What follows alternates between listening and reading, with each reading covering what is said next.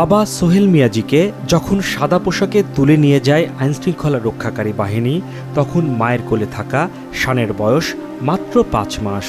শান এখন বুঝতে শিখেছে। দিনরাত ছবি আর ভিডিওতেই খুঁজে ফেরেন বাবাকে। আমি 5 মাসে ছিলাম, সেখান থেকে আমার বাবা নিখোঁজ। আমি কখনো আমার বাবাকে বাস্তবে দেখিনি। তো আমি চাই যে আমার বাবা ফিরে আসুক। 4 বছর ধরে নিখোঁজ স্বামী আইনুলের বাড়ি ফেরার অপেক্ষায় স্ত্রী শাহিনা ইসলাম। বাবা ফিরছে। এভাবেই এতদিন 3 সন্তানকে সান্ত্বনা দিয়ে আসছেন।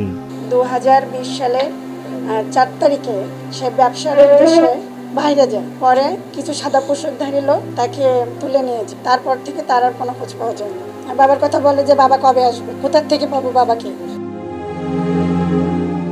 নিখোঁজ এমন 11টি পরিবার স্বজনদের সন্ধানের দাবিতে আসেন আন্তর্জাতিক অপরাধ ট্রাইব্যুনালে, যাদের মধ্যে কারো বাবা, কারো ভাই নিখোঁজ দীর্ঘদিন ধরে।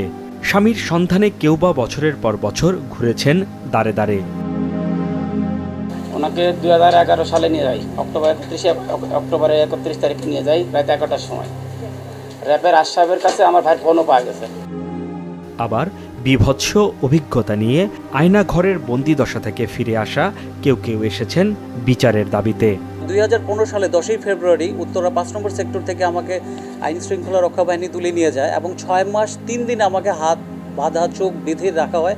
নির্মম অত্যাচার হয়, সেখানে ইলেকট্রিক শক দেওয়া হয়। এই যে চোখগুলো যে বাঁধে রাখে, এখানে আপনার এই যে এখানে চামড়া উঠে যায়, পোকা পড়ে যায়। আপনার এখানে যে হাতগুলো ঝুলে রাখে, পা থেকে 1 হাত উপরে, তখন এখানে হাতের যেখানে মাংস ছিঁড়ে রক্ত পড়ে, এখানে পোকা পড়ে যায়। আর আপনাকে এই ঘন্টায় এইভাবে ঝুলে রাখে। আর আপনার ওখানে অনেকেই নিয়ে আপনার এই যে আমরা যখন বিভিন্ন সত্য সাপেক্ষে জীবন ভিক্ষা দিছি, টাকার বিনিময়, বিভিন্ন টাকার বিনিময়ে, অর্থের বিনিময়ে আমরা জীবন ভিক্ষা পেয়ে বের হয়ে আসছি। আইনাগরগুলো যদি উন্মুক্ত করা হয়, আমরা তাহলে বুঝতে পারবো আমাদের লোকটা জীবিত নাকি মৃত আছে। ট্রাইব্যুনালে আলাদা এমন 12টি অভিযোগ দাখিল করেন ভুক্তভোগীরা। ক্ষমতাচ্যুত সাবেক প্রধানমন্ত্রী শেখ হাসিনা সহ র্যাব, পুলিশের ঊর্ধ্বতন কর্মকর্তারা রয়েছেন আসামির তালিকায়। সব জায়গাতেই প্রধানমন্ত্রীকে ওনারা অভিযুক্ত করেননি। সেখানে র্যাবের প্রধানকে করেছেন, স্বরাষ্ট্রমন্ত্রী করেছেন, পুলিশের প্রধানকে করেছেন, এরকম করেছেন। কিন্তু এগুলো তো আমরা যাচাই বাছাই সাপেক্ষে দেখব।